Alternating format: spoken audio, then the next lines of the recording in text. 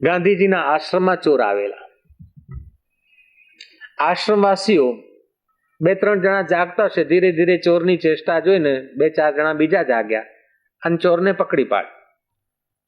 ચોરને પકડી પાડ્યો અને સેજ પ્રસાદ આપીને ચોરને પૂરી રાખ્યો. સવાર થઈ, પ્રાર્થના પતી ગઈ, 9 વાગ્યા. ગાંધીજીની નજીક પેલો સંચાલક ગયો કે બાપુ, રાત્રે આપણા આશ્રમમાં કોઈ ચોર આવ્યો અને અમુક સામાન એને ચોરી પણ લીધેલો, એટલે અમુક માણસો જાગી ગયા, મને જગાડ્યો, એટલે ચોરને અમે પૂરી રાખ્યો છે. એવામાં તો સંકેત કર્યો ને ચોરને પકડીને ગાંધીજીની સામે લાવ્યા. ગાંધીજીએ જુવાન છોકરાની સામે જોયું. સંચાલકના મનમાં એમ હતું કે હવે એને પોલીસને આપવાનું બાપુ કહેશે.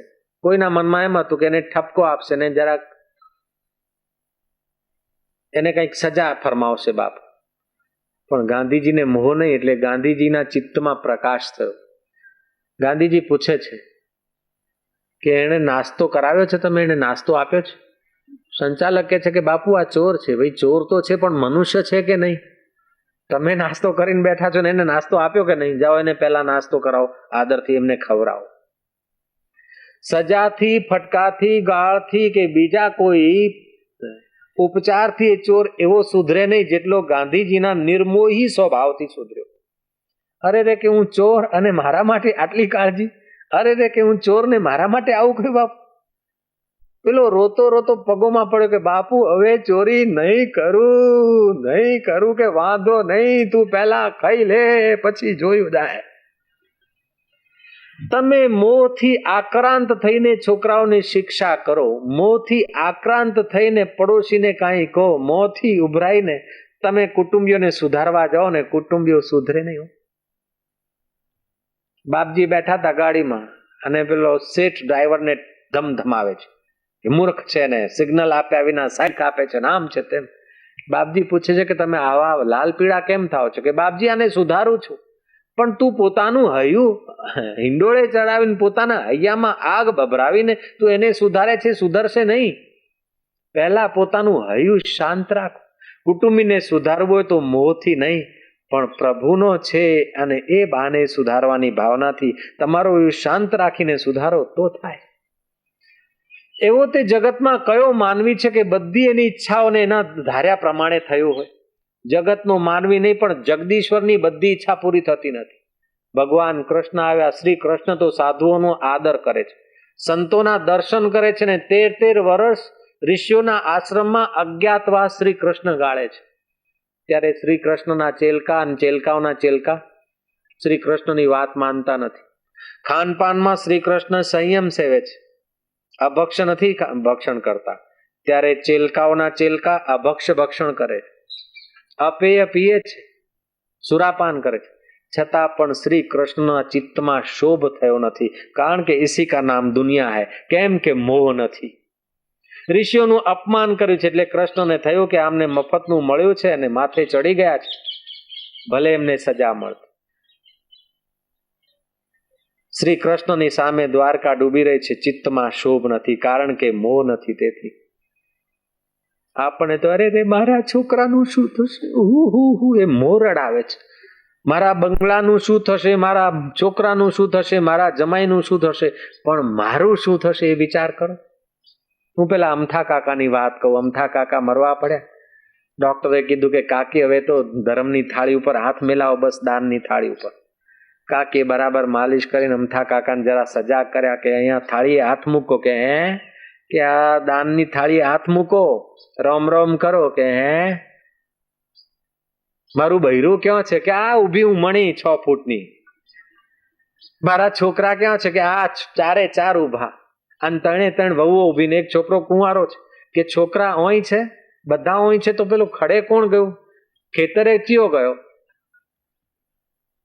અને વહુ અહીં ઊભી છે તો રસોડામાં બિલાડી દૂધ ના બગાડે, બિલાડી મુય દૂધ બગાડે, પણ તું તારું જીવન બગાડે છે એ વિચાર કર. કે મરતી વખતે પણ દૂધ ના બગડી જાય ને ખડામાં ધાન ના બગડી જાય, પણ આપણું જીવન બગડે છે એનો વિચાર કર્યો. જો जगदीश्वर को मूल्य देना चाहिए उससे ज्यादा जगत को मूल्य दे बैठे, इसीलिए जगदीश्वर भी नहीं मिला और जगत भी सुख नहीं देता है. તમે સંસારનો વ્યવહાર કરો, ના નથી. તમે ખડાનું ચિંતન કરો, કંઈ વાંધો નહીં. સંસાર જોઈએ, વસ્તુ જોઈએ, ધંધો જોઈએ, નોકરી જોઈએ, ખેતર જોઈએ, મણી જોઈએ, અમથો જોઈએ, છગન જોઈએ, પણ એ બધા ઈશ્વરને પ્રાપ્ત કરવામાં સહયોગ આપે ત્યાં સુધી જોઈએ. પણ એ ઈશ્વર પ્રાપ્તિથી વિમુખ કરે તેવો સંબંધ બાંધીને એમને પણ કચડવા નહીં ને આપણે કચડાઈને મરી જવા માટે પેદા થયા નથી. મોટા મોટા મહેલો ના, નાનું સરખું ઘર હોય, શરીરની સુરક્ષા થાય.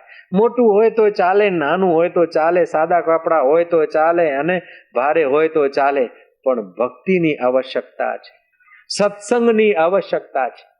એમ તો મોટા મોટા હિન્દુસ્તાનમાં તો મોટા મોટા ડેરાઓની નીચે કબરો હોય છે. કબરોમાં તો શું હોય છે? સડેલું માંસ, મરેલા જંતુઓ, વીછીઓ અને હાડકા. મોટા મહેલોમાં રહેવાથી નાની બુદ્ધિના લોકો કઈ મોટા થઈ જતા નથી. પણ મોટી બુદ્ધિવાળા માણસ, સારી બુદ્ધિવાળા માણસ મોટા મહેલમાં રહે કે નાના ઝૂંપડામાં રહે, એમનું રહેવું સાર્થક છે. કૃષ્ણ કહે છે યદા તે મોહ કલિલમ. ભગવાનની, ગુરુની, ઈશ્વરની કૃપા વધી છે કે ઘટી છે એ કઈ રીતે જાણવું? જાને જીવ તબ જાગા, હરિપદ રુચિ વિષય વિલાસ વિરાગા. ઈશ્વરમાં પ્રીતિ વધતી હોય તો સમજવું જોઈએ કે અમારી તરક્કી છે, અમારી પ્રગતિ છે. અને સંસારના આકર્ષણો વધતા હોય તો સમજી જવું કે અમારું પતન થઈ રહ્યું છે. અમારું પતન થઈ રહ્યું છે કે ઉત્થાન થઈ રહ્યું છે. રૂપિયાથી માપે તે લોભી, બળથી માપે તે ક્ષત્રિય અને વસ્તુઓથી માપે તે શુદ્ર, પણ જ્ઞાનથી માપે તે બ્રાહ્મણ કહેવાય. આપની ઈશ્વરમાં પ્રીતિ વધી રહી છે, સંસારમાંથી વૈરાગ્ય વધે છે, સંસારનો વૈરાગ્ય આવે છે કે આસક્તિ વધે છે? જો આસક્તિ વધે છે તો સમજી જવું કે તમારી ગાડી રિવર્સમાં જઈ રહી છે. અને સંસારથી ઉપરામતા અને ભગવાનમાં પ્રીતિ વધી રહી છે, સમજી જવું કે તમારું ભવિષ્ય ઉજ્જવળ થઈ રહ્યું છે. પૈસા વધવાથી ભવિષ્ય ઉજ્જવળ થાય એ વાત સંતો માનતા નથી. સત્તા મળવાથી ભવિષ્ય ઉજ્જવળ થાય છે એ વાત શાસ્ત્ર ને સંત માનતા નથી. પણ તમારો વિવેક વધવાથી, તમારો મોહ ઓછો થવાથી, પ્રભુના કાજે કામ કરવાની ભાવના વધવાથી તમારું જીવન દિવ્ય થાય છે. અને મોહથી આક્રાંત થઈને કામ કરવાથી તમારું જીવન અધોગતિ જાય છે. એ શાસ્ત્ર અને સંતોનો મત છે.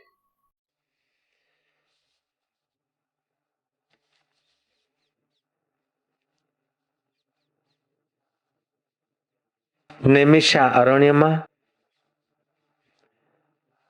12 વર્ષનું જ્ઞાન સત્ર યોજાયું છે. એમાં સૂતજી મહારાજને ઋષિઓ વિનંતી કરે છે કે અમને કથા શ્રવણ કરાવો. જ્ઞાન સત્રમાં કથાની ચર્ચા થાય છે. વિવેક, વૈરાગ્ય, ભક્તિ, પ્રેમા ભક્તિ, નાદાનુસંધાન યોગ, લય યોગ, હઠ યોગ વગેરે પુરાણોની કથા અને ચર્ચાઓ થાય છે અને હરિકીર્તન થાય છે. ચર્ચામાં એક પ્રસંગ નીકળ્યો કે જે માણસ સત્ચરિત્રવાન છે તેને તો નાનકડી વસ્તુથી બહુ કાંઈક મળી શકે છે, પણ જે લોભીઓ છે એને ઘણું કાંઈ મળે તો પણ કાંઈ નથી રહેતું એની પાસે. દેવ શર્મા નામનો બ્રાહ્મણ છોકરો ગુરુના દ્વારે ભણવા ગયો ને ગુરુના દ્વારે રહીને એણે ખૂબ ઉત્સાહથી સેવા કરી, ખૂબ ભણ્યો અને ગુરુએ એના સેવાથી સંતુષ્ટ થઈને હૈયું ઠલવી નાખ્યું. એ છોકરો જ્યારે વિદાય થતો ત્યારે ગુરુને હાથ જોડીને કહે છે કે ગુરુદેવ, આપની સેવામાં દક્ષિણા મારે કઈ મૂકવી જોઈએ? ગુરુ જાણતા હતા કે આ ગરીબ છોકરો છે, મા બાપ ગરીબ છે, કુટુંબ ગરીબ છે. બેટા, તે મારી સેવા કરી છે, બદલામાં મારે તને આપવાનું હોય, તારી પાસે મારે દક્ષિણામાં કાંઈ લેવું નથી. શિષ્ય કહે છે કે ગુરુજી, હું દક્ષિણા શું આપું? ગુરુજી કહે છે કે શિષ્ય, હું તારું હજી શું મંગળ કરી શકું? મારી પાસે તો કાંઈ વિશેષ છે નહીં, અમે તો અકિંચન સાધુ રહ્યા. પણ બેટા લે, આ મારા હૃદયનો પ્રસાદ, એમ કરીને છાતીનો વાળ તોડીને શિષ્યને આપ્યો છે. બેટા, સાથે રાખજે, મારું હૈયું છે તારી સાથે. તને ધન ધાન્યની કમી નહીં પડે, તને ઇજ્જત આબરૂની કમી નહીં પડે, તને રાજા કે શેઠિયાઓના દ્વાર ખખડાવા નહીં પડે, પણ એ શેઠિયાઓને રાજાઓ તને આમંત્રણ આપીને બોલાવશે. છાતીનો વાળ તોડીને ગુરુએ આપ્યો છે.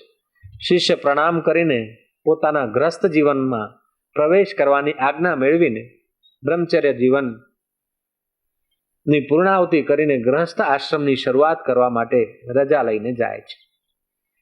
એણે સંસાર માંડ્યો. એની ગરીબ માએ બાપાએ એને લગ્ન કરાવ્યા. એ છોકરો કર્મકાંડ નો વ્યવસાય શરૂ કરે છે. જોત જોતામાં તો એ છોકરો ખૂબ ધનાઢ્યો થયો અને ચારે બાજુ એનો યશ ફેલાવા લાગ્યો. સારા સારા શેઠિયાઓ પણ એને આમંત્રણ આપે ને રાજ દરબારમાં પણ એનું આગવું સ્થાન થવા માંડ્યું. એનો સહપાઠી કોઈ બીજા કુલ ગુરુને ત્યાં ભણવા ગયો. એ ભણીને આવ્યો અને વિદ્યામાં દેવ શર્મા કરતા 2 ડગલા આગળ હતો. પર્સનાલિટીમાં દેવ શર્મા કરતા 2 ડગલા આગળ, બોલવાની છટામાં પણ આગળ, છતાં પણ એની કોઈ કિંમત નહીં. એને થયું કે મારો મિત્ર ભણીને આવ્યો, હું પણ ભણવા ગયો અને એ તો માંદો પડતો તો, એ ઓછું ભણ્યો છે હું વધારે ભણ્યો છું, છતાંય મારી કિંમત નહીં. આની આટલી બધી કિંમત. એક દિવસે ઘરે જઈને વાતમાં એ વાત કઢાવી કે તારો આવો પ્રભાવશાળી છે. ત્યારે પેલો સજ્જન સાત્વિક વિદ્યાર્થી કહે છે કે મેં તો ગુરુનું હૈયું પ્રસન્ન થાય તે રીતે આચરણ કર્યું ને વિદાયમાં મને ગુરુજીએ છાતીનો વાળ તોડીને આપ્યો કે બેટા, આ જ્યાં સુધી તારી પાસે હશે તારું યશ, ધન, ધાન્ય, કીર્તિ વધતા જ રહેશે અને તારે આસક્તિ નહીં થાય. ધન વધવું પાપ નહીં, પણ ધનની આસક્તિ એ મહાપાપ છે. યશ વધે કે ઘટે પણ તમારી અંદરની ચિત્તવૃત્તિની દશા કેવી છે એના ઉપર બધો આધાર છે. ગુરુજીએ વાળ તોડીને આપ્યું ને એ પૂજામાં રાખું છું. પૂજા પહેલા પણ ગુરુજીને સ્મરણ કરીને પૂજા કરું છું. પૂજા પછી પણ એ વાળને નિહાળીને એ નાનકડી પેટી બનાવી છે ચાંદીની, એ માથે ધરું છું. ભાગ્યને સ્પર્શ કરાવું છું. મારું તો ભાગ્ય આવી રીતે ખુલ્યું. ગુરુનું સરનામું લઈને પેલો વિદ્વાન યુવક પહોંચી ગયો છે દેવ શર્માના ગુરુ પાસે કે ગુરુ મહારાજ, હું પણ બ્રાહ્મણ છું, તમારા દ્વારે આવ્યો છું, મારે તમારી સેવા કરવી છે. ગુરુજીએ જોયું કે સેવા તો નથી કરવી, પણ એને મોહ થયો છે કીર્તિનો. જય શ્રી કૃષ્ણ. ધનનો મોહ થયો છે કે બેટા મારે કોઈ સેવાની જરૂર નથી. ગુરુજી મારે આ સેવા કરવી છે, મને સેવામાં રહેવું છે. એમ કરીને પરાણે રહ્યો. 1-2 દિવસ સેવા કરે છે. ગુરુજી મને પેલો વાળ આપો ને. ગુરુજી કહે છે કે ભાઈ, दुआ दी नहीं जाती निकल जाती, बाल दिया नहीं जाता है निकल आया दे दिया. અત્યારે હું આપું ને કાઢીને તો નહીં મેળ પડે. 1-2 દાડા ફરી પાછી સેવા કરે કે ગુરુજી મને એક વાળ આપી દો ને. ગુરુજી કે એક વાળ તો શું 10 આપવું, પણ એમાં નહીં મજા આવે. એને કહ્યું કે આ બાપજી ક્યારે આપે ને ક્યારે ના આપે. મોહ કલીલમાં જે બુદ્ધિ ફસાઈ હોય તે લાંબુ જોઈ શકે નહીં. ગુરુજી જમવા બેઠા કે આ ગુરુજી પાસેથી માગ્યું, વાળ આપતા નથી, તો ચલો ને એમની જટાઓમાંથી થોડા વાળ આપણે ખેંચીને જતા રહીએ. ગુરુજી ભોજન કરવા બેઠા ને પેલા તો જટાઓ ખેંચીને વાળ 2-5 હાથમાં આવ્યા કે બેટા, હા તને વાળમાં બહુ મોહ છે, જ્યાં તને વાળ જ વાળ મળશે, જ્યાં લહેર કરતું તારે કે વાળ જ વાળ મળશે બેટા. હવે જમવા બેસે તો વાળ દેખાય, પૂજામાં બેસે તો વાળ દેખાય, કર્મકાંડ કરવા જાય તો વાળ નીકળે એટલે ખિન્ન ખિન્ન ખિન્ન, અશાંત, દુખી દુખી. ગયો દેવ શર્મા પાસે કે તને નાનકડું વાળ મળ્યું તો આટલી જાહો જલાલી. મેં કીધું જટાના લાંબા લાંબા વાળ મળશે, હું તારા કરતા આગળનો થઈશ, પણ આ તો હતું એનું. એ ગયું કે તને મોહ થયો, તે ધીરજ નહીં રાખી. જેમ તમે સંસારને યાચક થઈને પકડવા જાઓ છો તેમ સંસાર મુસીબત થઈને તમારી આગળ આવે છે. અને જેમ તેન ત્યક્તેન ભુંજિથા, ત્યાગથી સંસારને તમે જુઓ છો, ત્યાગથી ભોગો છો, સંસાર તમારી સેવામાં હાજર થઈ જાય છે. તમે યશની ઈચ્છાથી જો પ્રવૃત્તિ કરો છો તો અપયશના ડંખ તમને બહુ વાગે છે. પણ ઈશ્વરની પ્રેરણા કે ઈશ્વરની પ્રીતિથી તમે સત્કૃત્ય કરો છો, તમારી ઈચ્છા ના હોય તો એ યશ થાય છે. કર્માબાઈને ઈચ્છા હતી કે હિંમતનગરના પ્રવચનમાં મારો યશ થશે, એટલા માટે ગઈ હતી કે ના, ઈશ્વર માટે ગઈ હતી, એનો યશ થાય. શબરી ભીલણને ખબર હતી કે રશિયામાં મારું નામ જશે, ચીનમાં મારું નામ જશે, અમેરિકામાં મારું નામ જશે, ભારતમાં મારું નામ ફેલાશે. શબરી ભીલણને ખબર હતી નહીં. મોહ રહિત થઈને જે કર્મ કરવામાં આવે છે એ કર્મ અમિત પુણ્ય ફળ આપે છે, અને મોહથી સ્વાર્થથી પ્રેરિત થઈને જે કર્મ કરવામાં આવે છે એ કર્તાને બંધનમાં નાખે છે. કર્મ કરવાની ના નથી, પણ કર્મ બંધન આપે તેવા કર્મ કરો. તમારા હાથમાં કાતર છે, એનો ઠીક ઉપયોગ કરો. તમારા હાથમાં છરી છે, સોય છે, એનો ઠીક ઉપયોગ કરો. તમારા હાથમાં સ્વિચ બોર્ડ છે, ઠીક ઉપયોગ કરો તો પ્રકાશ થાય. પણ એ સ્વિચ બોર્ડમાં અનનેસેસરી બિનજરૂરી આંગળી ભોંકો તો શું થાય?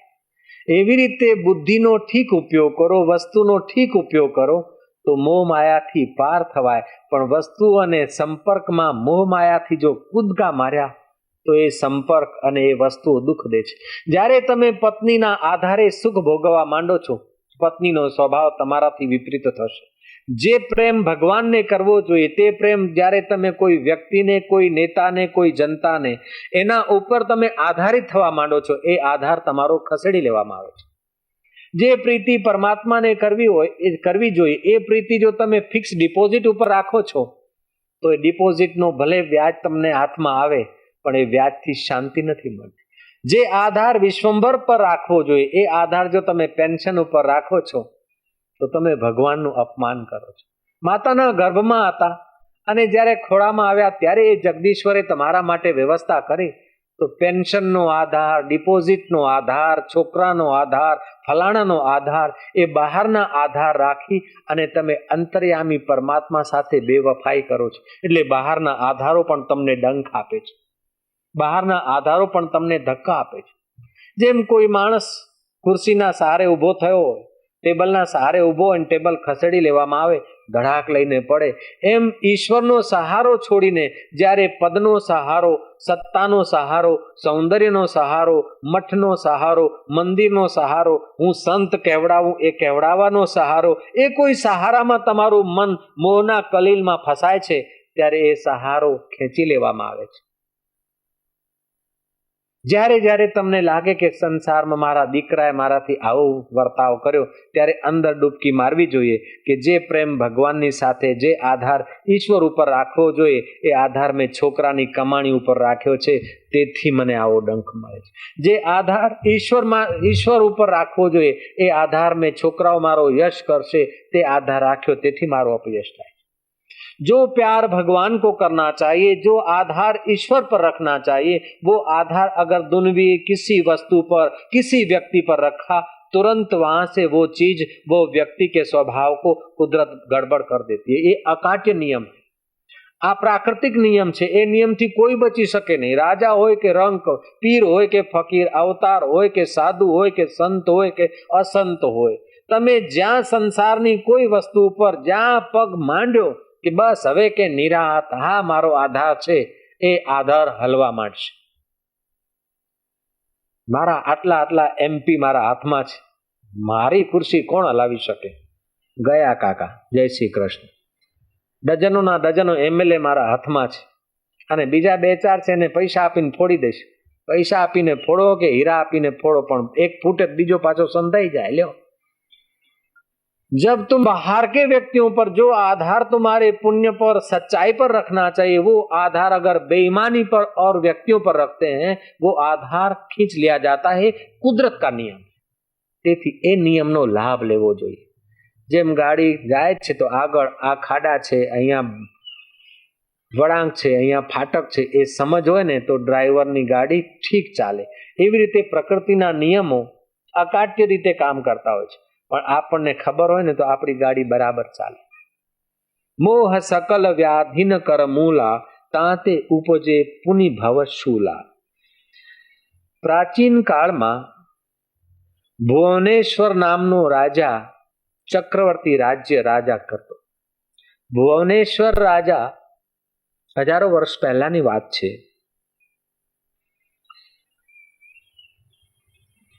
ભુવનેશ્વર રાજા એટલો તો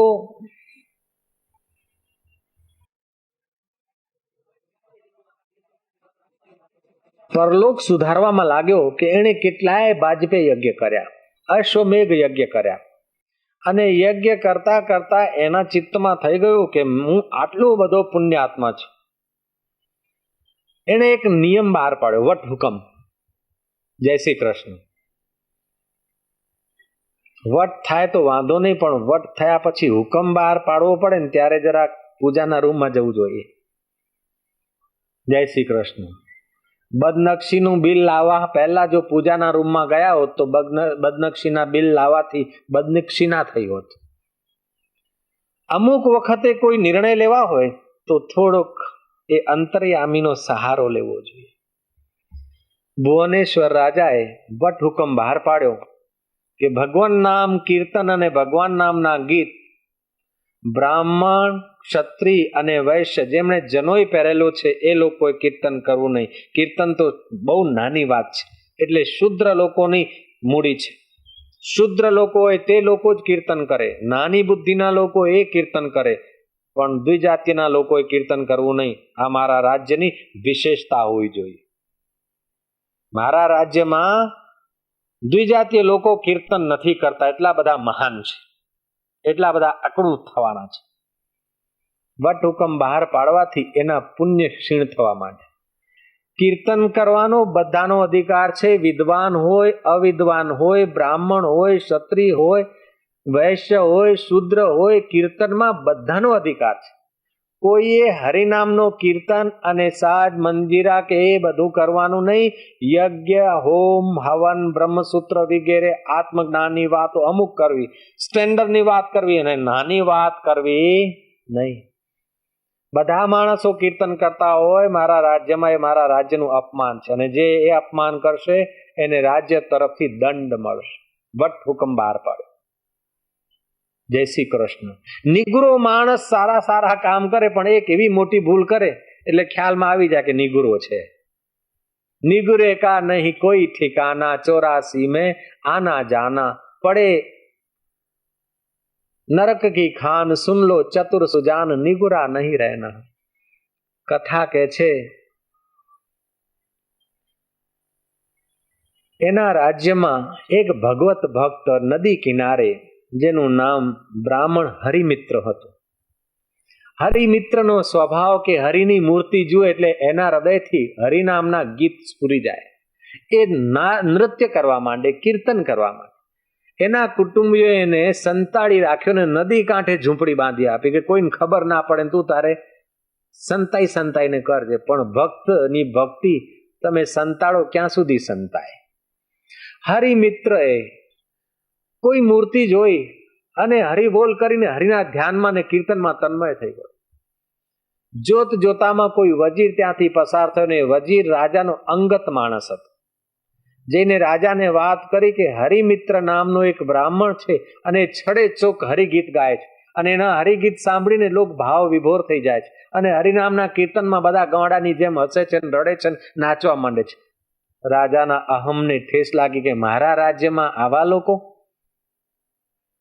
એનું મૂળ કારણ હરિમિત્ર છે. હરિમિત્રને બોલાવી રાજા એનું અપમાન કર્યું અને એને કેદના સળિયા ગણવા મોકલી દીધું. હરિમિત્ર તો કેદમાં ગયા, પણ મહારાજ હાયું કેદમાં કોણ નાખે? રાજા તમારા શરીરને કેદ આપે, પણ તમારા મનને કોણ કેદમાં રાખી શકે? પતિ તમારા શરીરને ઘરમાં રાખી શકે, પણ મનને કેમ ઘરમાં રાખી શકે? પત્ની તમારા શરીરને ઘરમાં કે ઓફિસમાં બાંધી રાખે, પણ તમારા હૈયાને કેમ ઓફિસમાં બાંધી રાખે? તમારા હૈયામાં જો તત્પરતા હોય તો તમારા માટે જેલ નથી, ઓફિસ નથી, ઘર નથી. તમારા માટે તો ઘર પણ હરિદ્વાર છે અને ઓફિસ પણ હરિદ્વાર થઈ શકે છે. દ્રઢતા વધે તો, સત્સંગનો સથવારો હોય તો.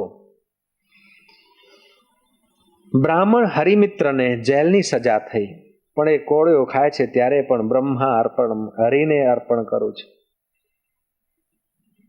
દિવસો વીત્યા, વર્ષો વીત્યા. ભુવનેશ્વર રાજાની મૃત્યુ થઈ. યમપુરીએ લઈ જવામાં આવ્યા. યમરાજાની કડક આંખ જોઈને ભુવનેશ્વર ગભરાય કે ધર્માંધ તે યજ્ઞ કર્યા, અશ્વમેઘ યજ્ઞ કર્યું, બાજપેયી યજ્ઞ કર્યા અને હજારો સત્કર્મ કર્યા, પણ હરિનામના કીર્તન ઉપર તે પાછો વટહુકમ કરીને બંધી કરી. અભાગ્યા, તારા પુણ્ય બધા જ નાશ થયા છે.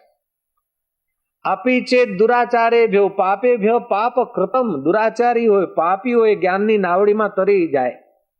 સતતમ કીર્તયંતો મામ, ગીતામાં કહ્યું છે, ભાગવતમાં કહ્યું છે, વાગ ગદગદા દ્રવતે યસ્ય ચિત્તમ હસતી ક્વચિત રુદતી ભીક્ષણમ ઉદગાયંતી વિલજ્જે નૃત્યંતે ચ મદ ભક્તિ યુક્તો ભુવનમ પુનાતિ. કોઈ વખતે હસે છે તો કોઈ વખતે રડે છે, કોઈ વખતે લજ્જા છોડીને નાચે છે તો કોઈ વખતે ભાવ વિભોર થઈને બેસી રહે છે. એવો ભક્તિ યુક્ત મારો ભક્ત ત્રિભુવનને પવિત્ર કરે છે. જે ત્રિભુવનને પવિત્ર કરનારા ભક્તો, એ ભક્તોના નાચ, ભક્તોના નૃત્યને, કીર્તનને તે બેન્ડ લગાવી દીધું. તારા પુણ્ય તો નાશ થયા. હે આંધળી મતીના રાજા ભુવનેશ્વર, તે આંધળા અહંકારમાં, મોહમાં આવીને આ વટ હુકમ બહાર પાડ્યો છે. તને પ્રકાશ દેખાણો નથી ગુરુઓનો, શાસ્ત્રનો પ્રકાશ તે જોયો નથી, તેથી તને ઉલ્લુનો અવતાર મળશે. અને ઉલ્લુના અવતારમાં તને ખૂબ દુઃખ ભોગવવું પડશે. જે શરીરને તે પોષીને સાચવ્યું છે, એ ગુફામાં તારું શરીર મળશે. અને તને અત્યારે અહીંયા પણ ખાવાનું નહીં મળે, તારા દેહમાંથી જ તને માંસ ખાવાનું મળશે. રાજા કગરવા જાય ત્યાં તો યમરાજે ઉમેર્યું કે ઉલ્લુના અવતાર પછી તારો શિકારી કૂતરાની રીતે અવતાર થશે. લોકોના હૈયામાં કીર્તનથી જે શાંતિ ને મસ્તી આવે, એના ઉપર તે બંદી લગાવી, એના ઉપર તે વટ હુકમ પાડ્યો. શિકારી કૂતરાના અવતાર પછી તને નારકીય દુઃખ ભોગવવા પડશે. એવો આદેશ આપીને યમરાજ અંતર્ધાન થઈ ગયા. અને ભુવનેશ્વર પોતાના કર્મભોગ માટે પોતાના રાજ્યના બહાર કોઈ પહાડી એરિયામાં, ગુફામાં જઈ પડ્યો. દેવયોગ કહો, પ્રકૃતિની વ્યવસ્થા કહો, એને ખૂબ ભૂખ લાગી ત્યારે એનું શરીર એની સામે દેખાણું. એ માંસ ભક્ષણ, પોતાના શરીરનું માંસ ભક્ષણ કરવા રુચિ તો થાય નહીં ને પૂર્વજન્મનું સ્મરણ એટલે બેઠો બેઠો રડે. દેવયોગે તે વખતે જેલમાં ને જેલમાં પડેલો પેલો બ્રાહ્મણ હરિમિત્ર, એની મૃત્યુ થઈ અને એનો વિમાન ત્યાંથી પસાર થતો. દિવ્ય દ્રષ્ટિથી જુએ છે હરિમિત્ર કે આ રાજાનું શબ અહીંયા પડ્યું છે. અને ઉલ્લુ પક્ષી બેઠો બેઠો રડે છે. વિમાન ઊભું રખાવી હરિમિત્ર નજીક આવ્યા. પૂછે છે કે ભાઈ તું કોણ છે? કે બાપજી, હું એ અભાગ્યો ભુવનેશ્વર રાજા, જેમણે તમને સજા કરી. તમે તો વિમાનમાં જઈ રહ્યા છો નારાયણના લોકમાં, પણ મારે તો મારા માંસનું ભક્ષણ કરીને જીવન ગાળવાનું છે. પછી કૂતરાની દેહમાં, શિકારી કૂતરાની દેહમાં, પછી નરકમાં જવાનું છે.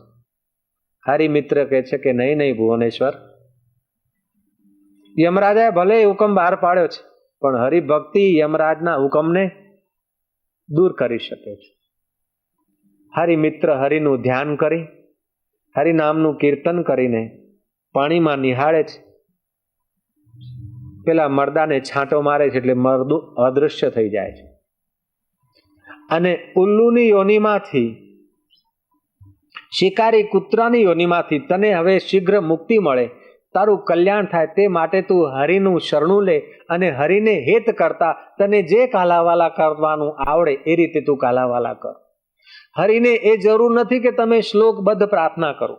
પરમાત્માને એ જરૂર નથી કે તમે પદ્ધતિસર રિધમથી રાગ ગાઓ, પણ તમે સાચા હૃદયથી એના થઈને એનું ભજન કરો. રાજન, તમારું કલ્યાણ થાવ. ભક્તનો દ્રોહ કરો છતાં પણ ભક્ત કોઈનો દ્રોહ કરતો નથી. ભક્તનું બગાડનાર વ્યક્તિનો પણ ભક્ત સુધારવા માટે પ્રયત્ન કરે છે, કારણ કે ભક્તના હૈયામાં મોહ નથી, ભક્તના હૈયામાં ભગવાનની ભક્તિ છે. ગઈકાલે ભાગવતના પ્રસંગમાં આપણે સાંભળ્યું હતું કે કપિલ ભગવાન કહે છે કે જે પ્રાણી માત્રનું હિત ચિંતવે છે એના ઉપર હું શીઘ્ર પ્રસન્ન થાઉં છું. જે મનથી, કર્મથી, વચનથી બીજાને સાંત્વના આપે છે, સુખ આપે છે, બીજાનું ભલું ઈચ્છે છે, એના પત્ર અને પુષ્પ હું સ્વીકાર કરી લઉં છું. મોટી મોટી પૂજાઓની થાળીઓ હોય પણ બીજાની ઈર્ષા માટે જે પૂજા કરતા હોય એનું જરા સ્વીકારતો નથી. હું કાંઈક વિશેષ કરું છે, અહંકારથી ભરાઈને જે કરતા હોય છે એનો હું સ્વીકાર કરતો નથી, પણ પોતાના અહંકારને મારા ચરણોમાં અર્પણ કરવા માટે જે કંઈ પૂજા કરવામાં આવે છે એને હું તરત સ્વીકારું છું. કપિલ ભગવાન કહે છે કે હું સ્વીકારું છું, કારણ કે કપિલ ભગવાન પોતાને દેહ નથી માનતા, પોતાના આત્માને હું માને છે. નારાયણનું ચિંતન કરીને હરિમિત્રએ થોડું નારાયણનું ધ્યાન ધર્યું છે અને બધાને એકી સાથે કીર્તનમાં રસ પડે તે રીતે હરિને પ્રાર્થના કરી છે કે ભગવાન, કળિયુગમાં માનવીને થોડી સત્તા, થોડો પદ, થોડી આવડત આવે તો એને મોહ થવો સ્વાભાવિક છે. હે નાથ, તું દયા કર કે તારા કીર્તનથી કળિયુગનો મોહ દૂર થાય. ભક્તની પ્રાર્થના ભગવાને સ્વીકાર કરી છે. કલૌ તું કીર્તનાથ, કળિયુગમાં કીર્તન મને પ્રસન્ન કરવાનું સાધન, મોહથી નિવૃત્ત થવાનું સાધન, દેહ અધ્યાસથી દૂર થવાનું સાધન. કળિયુગમાં કીર્તન એ ભગવાનને પ્રાપ્ત કરવા માટેનું એક અનોરું સાધન સિદ્ધ થયું છે. નારદ ભક્તિ સૂત્રમાં આવ્યું છે, તત કીર્તનાથ, કીર્તન કરતા કરતા હું મારું ભૂલાઈ જવાય અને મોહ નિવૃત્ત થવા લાગે. શાંડિલ્ય ભક્તિ સૂત્રમાં આવ્યું છે, તત કીર્તનાથ. શ્રીમદ ભાગવતમાં આવ્યું છે, વાગ ગદગદા દ્રવ્યતે યસ્ય ચિત્તમ હસતી ક્વચિત. કોક વખતે હસે, કોક વખતે રડે, કોક વખતે નાચવા માંડે, એવો ભક્તિયુક્ત ભક્ત ત્રિભુવનને પવિત્ર કરે છે. હે અર્જુન, સતતમ કીર્તયંતો મામ, જે મારું કીર્તન કરે છે, મારા ગુણગાન કરે છે અને મારા હેતુ, મને પ્રસન્ન કરવા હેતુ સંસારના કર્મ કરે છે, તેના હૈયામાં હું પ્રકાશ આપું છું અને પ્રતિમા અવતાર, અંતર્યામી અવતાર તરીકે એના હૈયામાં હું અવતરિત થાઉં છું. સમય થઈ ગયો છે, તમે પણ તમારા અંતર્યામી ઈશ્વરને પ્રાર્થના કરો કે હે મારા દેવ, તું મારા હૈયામાં અવતરિત થા. મારા વાલા, કીર્તન કરતા કરતા હું મારા દેહ અભિમાનને ભૂલી જાઉં, મારા વિદ્યાના અભિમાનને, મારા ધનના અભિમાનને, મારી સત્તાના અભિમાનને, મારા સૌંદર્યના અભિમાનને ભૂલીને હે વિશ્વેશ્વર, હું તારા પ્રેમમાં તરવા લાગું. સંસારી વસ્તુઓ સાથે તમે પ્રેમ કરો, સંસારી વ્યક્તિ સાથે તમે પ્રેમ કરો તો તમે પ્રેમમાં પડવા લાગો છો, પણ ભગવાનને નિમિત્ત કરીને સંસારનો વ્યવહાર કરો પ્રેમથી તો તમે પ્રેમમાં ચડવા લાગો છો. પ્રેમમાં પડે તે સંસારી અને પ્રેમમાં તરે તે સાધક. પ્રેમમાં પતન કરે તે સંસાર અને પ્રેમમાં પરમાત્માને રીઝવે તે ભક્તિ કહેવાય. પ્રેમ કર્યા સિવાય તો રહેવાય નહીં. કોઈ ધનને પ્રેમ કરે, કોઈ હાડમાસના શરીરને પ્રેમ કરે, કોઈ સત્તાને પ્રેમ કરે, કોઈ અહંકારને પ્રેમ કરે, પણ ભગવાનનો ભક્ત તો ભગવાનને પ્રેમ કરે અને ભગવાનના નાતે બધાથી પ્રેમથી વ્યવહાર કરે. હરિમિત્રએ ભગવાનને પ્રસન્ન કર્યા છે. રાજાનો કૂતરાનો અવતાર ટળ્યો છે, ઉલ્લુ પક્ષીનો અવતાર ટળ્યો છે અને રાજા માટે પણ ભગવત ભક્તિના પ્રભાવે વિમાન આવ્યું છે. બધા સાથે વૈકુંઠે પહોંચ્યા છે. હરિભક્ત તો તરે છે, પણ હરિભક્તનો સંપર્ક ભાવ કુભાવથી કરનાર વ્યક્તિ પણ તરી શકે છે. હરિભક્તિની મહિમા છે. હરિ ઓ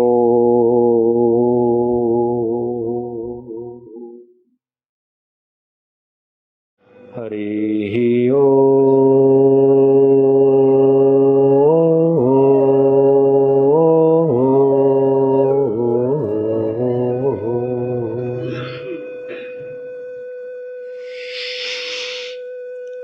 ઊંડા શ્વાસ લેવાથી તમારી ફેફસાઓની શક્તિનો વિકાસ થાય છે.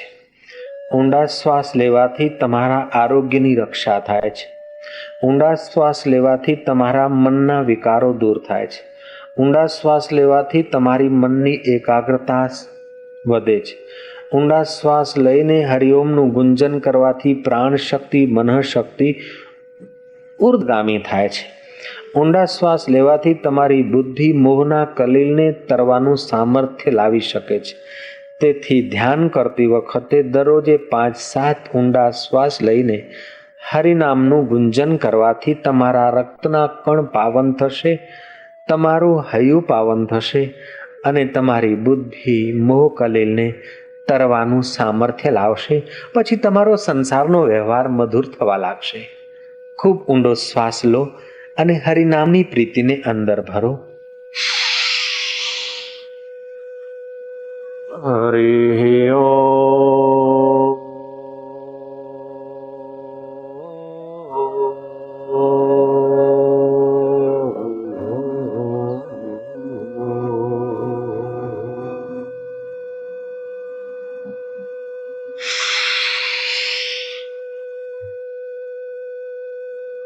હરિ હરિ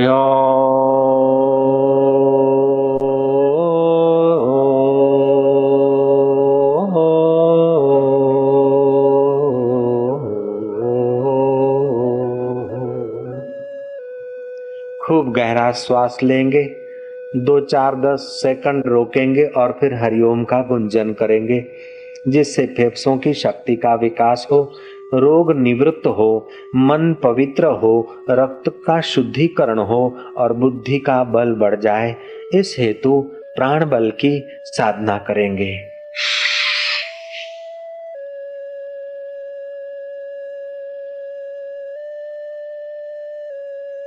हरि ओम।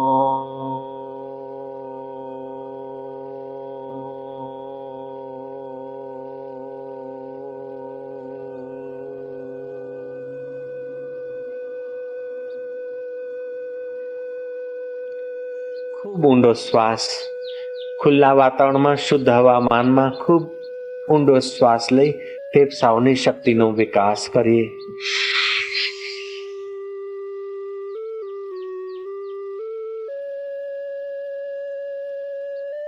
पेट ने अंदर, कमर ने सीधो. हरि ओम.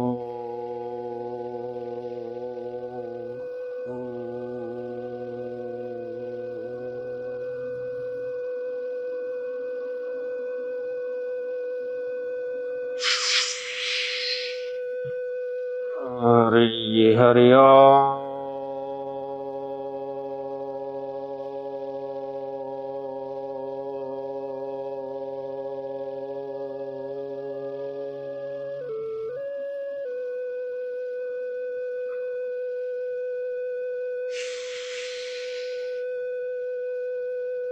हरि ओम.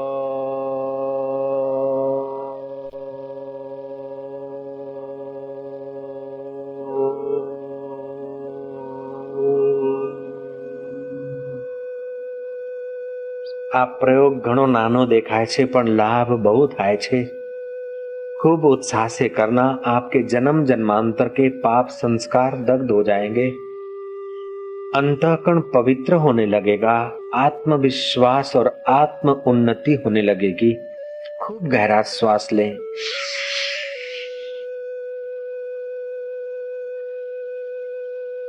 हरि ओम.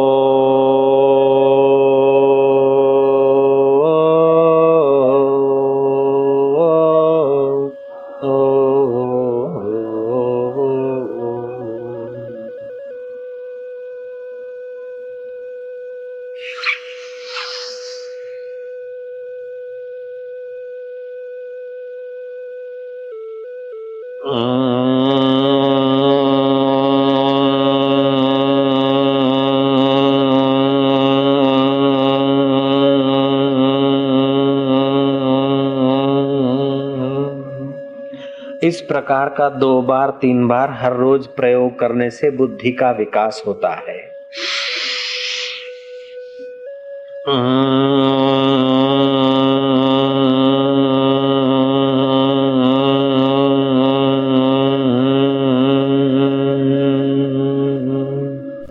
બહેનો હોય તે રામ રામનું રટન કરે, ભાઈઓ રામ રામનું રટન કરે અથવા પછી ગુરુ મંત્રનું રટન કરે. આ રીતે પ્રયોગ કરવાથી તમારી બુદ્ધિનો વિકાસ થશે.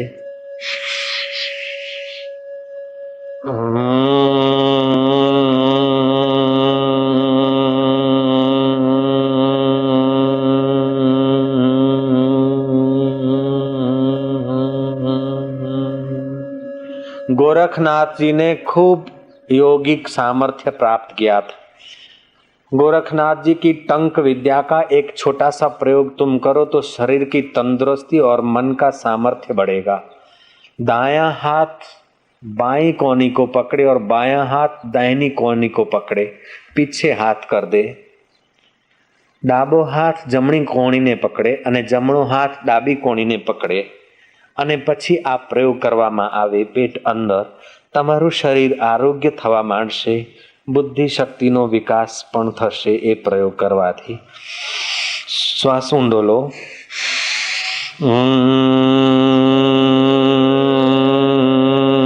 ડાબે જમણે હલવાનું રાખો થોડું। તમારા ઉમદા વિચારોને સ્થિર કરવા માટેનો પ્રયોગ છે। જ્ઞાનના ભક્તિના સંસ્કારો દ્રઢ થાય તે માટેનો આ પ્રયોગ છે। ગોરખનાથે કરેલો પ્રયોગ અને સચોટ પ્રયોગ છે। આ ટંક વિદ્યાનો એક ભાગ છે। કોઈ પણ સારો વિચાર સ્થિર કરવો હોય, દ્રઢતા લાવી હોય તો આ પ્રયોગ ઘણી મદદ કરશે।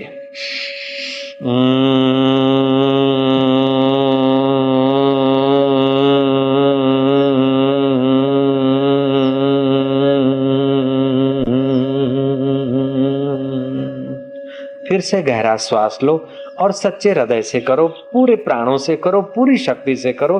जब परमात्मा ही सार है तो उस सार वस्तु के लिए पूरा प्रयत्न करो, पूरा उत्साह से करो।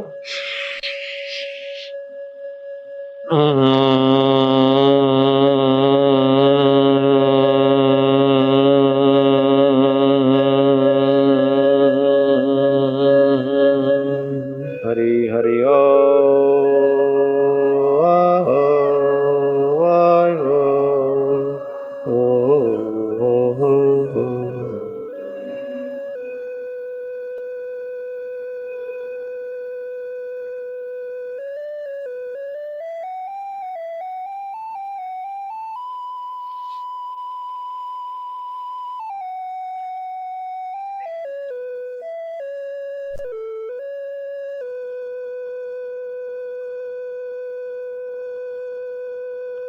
यदा ते मोहकलिलं यदा ते मोहकलिलं यदा ते मोहकलिलं यदा ते मोहकलिलं बुद्धिर्व्यतितरिष्यति बुद्धिर्व्यतितरिष्यति बुद्धिर्व्यतितरिष्यति बुद्धिर्व्यतितरिष्यति तदा गन्तासि निर्वेदं तदा गन्तासि निर्वेदं तदा गन्तासि निर्वेदं तदा गन्तासि निर्वेदं श्रोतव्यस्य श्रुतस्य च श्रोतव्यस्य श्रुतस्य च श्रोतव्यस्य श्रुतस्य च श्रोतव्यस्य श्रुतस्य च। जब तुम्हारी बुद्धि मोह रूपी दलदल को तर जाएगी तब तुम उन सब वस्तुओं से वैराग्य को प्राप्त हो जाओगे जो सुनने योग्य और सुनी हुई है। श्रोताમાં ત્રણ લક્ષણ હોવા જોઈએ અને તે શ્રોતાને ઈશ્વર પ્રાપ્તિ અચૂક થઈ શકે છે। એક તો શ્રોતા શ્રદ્ધાળુ હોવો જોઈએ, બીજું એકાગ્ર ચિત્ત અને ત્રીજું मननशील। ये तीन सद्गुण जिस श्रोता में है, एक तो श्रद्धालु, दूसरा एकाग्रचित्त और तीसरा मननशील। ये तीन सद्गुण जिस श्रोता में है उसको अगर कोई संत पुरुष मिल जाए, संसार पार होना उसके लिए कोई कठिन काम नहीं है। संत समर्थ हो और श्रोता में ये तीन गुण हो, एकाग्रचित्त, श्रद्धालु અને મનનશીલ। કથા સાંભળી પછી મનન કરે, વ્યવહાર કરે કે આ હું મોહથી પ્રેરિત થઈને કરું છું કે ઈશ્વરને પામવા માટે કરું છું। સંબંધ જોડે તો ઈશ્વરના કારણે સંબંધ છે કે મમતાના કારણે સંબંધ વધે છે। એમ મનનશીલ જો શ્રોતા હોય ને, હસતા હસતા સંસારનો વ્યવહાર કરે અને જનક રાજાની જેમ વ્યવહારમાં આધ્યાત્મિક ઉન્નતિ જેટલી તીવ્ર થાય ને જોરદાર થાય તેટલો તમારો સંસારનો વ્યવહાર પણ ઉન્નત થાય। જેટલી તમારી આત્મશક્તિનો વિકાસ થાય એટલો તમારો સંસારનું ગાડું બરાબર દોડે. અત્યારે તો ગબડતું ઢળતું ક્યાં બસ હવે ओम शांति शांति शांति। संसार में कितनी अशांति, कितना गाड़ा गड़बड़ है, आपको तो अनुभव होगा। तमारो अनुभव मारे शू करवा वारंवार तमने याद देवड़ाओ। दुख नहीं देखा है तो संसार में जाओ, संसार भट्ठी सबको सेकती।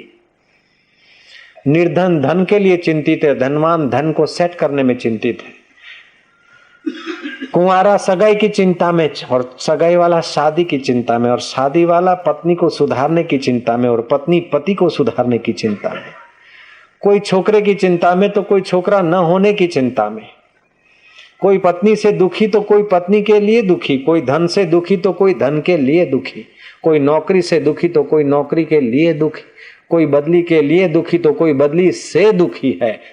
देखो तो सब जगह दुख दुख, कारण કે આત્મરસ પ્રગટ્યો નથી, તેથી બધું દુઃખ છે।